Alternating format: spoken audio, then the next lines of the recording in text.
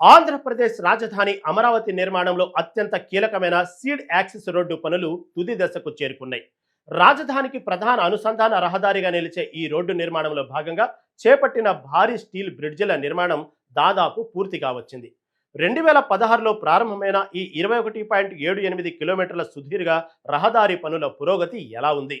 Steel బ్రిడ్జిల ప్రత్యేకతలేంటి? ఈ road పూర్తయితే రాజధాని కనెక్టివిటీ ఏ విధంగా మారబోతుంది? దీనిపై మెగా 9 టీవీ గ్రౌండ్ రిపోర్ట్ ఇప్పుడు చూద్దాం. ప్రస్తుతం మనం నవ్యాంధ్ర రాజధాని అమరావతిలోని సీడ్ యాక్సెస్ రోడ్లో ఉన్నాం. సీడ్ యాక్సెస్ రోడ్లో ఎక్కడైతే బకింగ్హామ్ కెనాల్ మీద స్టీల్ బ్రిడ్జ్ నిర్మిస్తున్నారో ఆ బ్రిడ్జ్ దగ్గర ఉన్నాం. బ్రిడ్జ్ నిర్మాణ పనులు కూడా చాలా వరకు పూర్తయ్యాయి. ఈ సీడ్ యాక్సెస్ రోడ్ని త్వరలోనే అందుబాటులోకి తీసుకువచ్చే విధంగా సిఆర్డీ అధికారులు పనిచేస్తూ ఉన్నారు. ఒక పక్క బోరుపాలెం నుంచి మణిపాల్ హాస్పిటల్ వరకు మొత్తం 21.78 కిలోమీటర్లు ఈ సీడ్ యాక్సెస్ రోడ్డు ఉండబోతుంది. దానికి తగిన విధంగానే అధికారులు పనిచేస్తూ ఉన్నారు. ఒక పక్క ఇది 3 ఫేజుల్లో నిర్మిస్తున్నారు. దీనికి సంబంధించి ఎన్సీసీ కంపెనీ కూడా దీని నిర్మాణ బాధ్యతలను చేపట్టింది.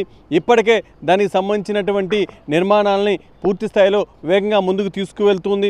ఒక పక్క ఏదైతే రాజధాని ప్రధాన అనుసంధాన రహదారిగా ఉన్నటువంటి ఈ సీడ్ యాక్సెస్ రోడ్ రాజధానిలోని బోరుపాలెం నుంచి మణిపాల్ ఆసుపత్రి వరకు నిర్మిస్తున్నారు. దీని మొత్తం పొడవు 21.78 కిలోమీటర్లు ఉంటే దీన్ని 2016లో ఈ రహదారిని నిర్మాణాన్ని కూడా ప్రారంభించడం జరిగింది. మొత్తంగా ఏదైతే తొలి దశలో బోరుపాలెం నుంచి మంతెన సత్యనారాయణరాజు ప్రకృతి ఆశ్రమం వరకు సుమారు 14.38 కిలోమీటర్లు పొడవైనటువంటి రహదారిని నిర్మించారు. తర్వాత మంతెన ఆశ్రమం నుంచి ప్రకాశం బ్యారేజ్ వరకు 3.92 కిలోమీటర్లు రెండవ దశ రహదారి నిర్మాణానికి సంబంధించి కూడా పనులు జరుగుతూ ఉన్నాయి. మొత్తంగా వీటిలో మొదట 3 లైన్లలో రోడ్డు నిర్మాణం చేస్తారు. తర్వాత డ్రైనేజ్ కానీ అండర్ గ్రౌండ్ యాక్టివిటీ కానీ అంతా కూడా పూర్తి చేసుకొని 9 లైన్లలో ఈ రోడ్ని అందుబాటులో తీసుకువస్తూ ఉన్నారు. మొత్తంగా దీనికి అవసరమైనటువంటి పనులన్నీ కూడా అధికారులు అదేవిధంగా దీని నిర్మాణ కంపెనీ కూడా వేగవంతంగా పూర్తి చేస్తూ ఉంది. ఇక ఏదైతే సీడ్ యాక్సెస్ రోడ్ 3వ ఫేజ్కి సంబంధించి కూడా దగ్గర 512 కోట్ల రూపాయలతో ఆ పనులు కూడా త్వరలోనే ప్రారంభం కాబోతున్నాయి. దానికి సంబంధించి పూర్తిగా కొండవీటి వాగు గుంటూరు ఛానల్పై 262 మీటర్ల పొడవైనటువంటి బ్రిడ్జి కానీ దాంతోపాటు 100 మీటర్ల పొడవైనటువంటి రోడ్డు అక్కడ నుంచి ఎలివేటెడ్ కారిడార్ కూడా అందుబాటులో రాబోతుంది. ఎలివేటెడ్ కారిడార్కి సంబంధించి పాత జీటీ రోడ్లో భాగంగా బకింగ్హామ్ కెనాల్పై నిర్మించినటువంటి ఆర్చ్ బ్రిడ్జి మీదుగా వెళ్తుంది. మధ్యలో రైల్వే లైన్లు కూడా దాటాల్సి ఉంటుంది. ఆర్చ్ బ్రిడ్జి నుంచి రైల్వే లైన్ దాటే వరకు బ్రిడ్జి చాలా ఎత్తులో ఉంటుంది.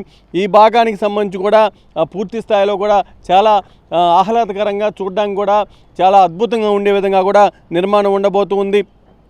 మొత్తంగా ఏదైతే కొండవీటి వాగు సంబంధించి గుంటూరు ఛానల్పై నిర్మిస్తున్నటువంటి వంతెనలు అదేవిధంగా ఇక్కడ ఉన్నటువంటి స్టీల్ బ్రిడ్జి నిర్మాణం పూర్తయితే పూర్తిగా దీనికి సంబంధించి 1-2 ఫేజులు పూర్తయినట్టు. దానికి సంబంధించి కూడా రాజధానిలోకి వెళ్ళేటువంటి విజయవాడ నుంచి కానీ మంగళగిరి నుంచి కానీ వెళ్ళేటువంటి వాళ్ళంతా కూడా ఈ రోడ్ని ఉపయోగించుకోవచ్చు. ఇది అందుబాటులోకి వస్తుంది.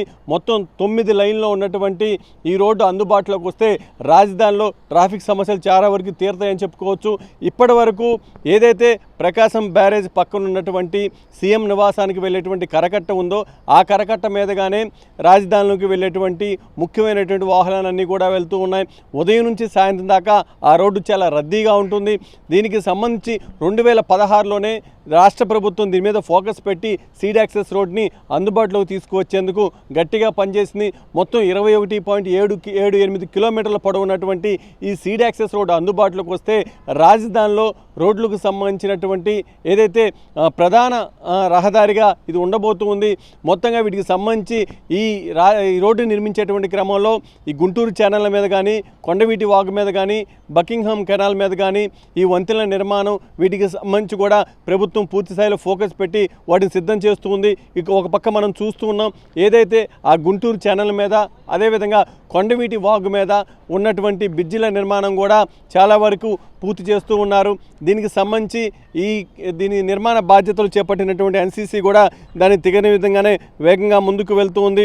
మరోపక్క ఏదైతే దీనికి సంబంధించినటువంటి ఫేజ్ 3 పనులు కూడా ప్రారంభమై మణిపాల్ దాకా దాని కనెక్టివిటీ వస్తే పూర్తి స్థాయిలో సీడ్ యాక్సెస్ రోడ్ అందుబాటులోకి వస్తుందని చెప్పుకోవచ్చు.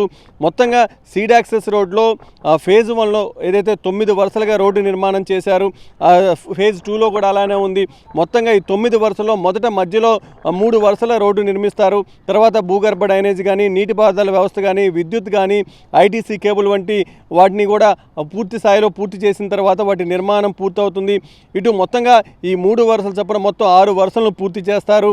దానికి సంబంధించి మంతెన ఆశ్రమం నుంచి దాని ఏదైతే ఫేజ్ 2 ప్రారంభమైందో ఆ ఫేజ్ 2కు సంబంధించినటువంటి పనులు కూడా చాలా వరకు పూర్తయ్యాయి.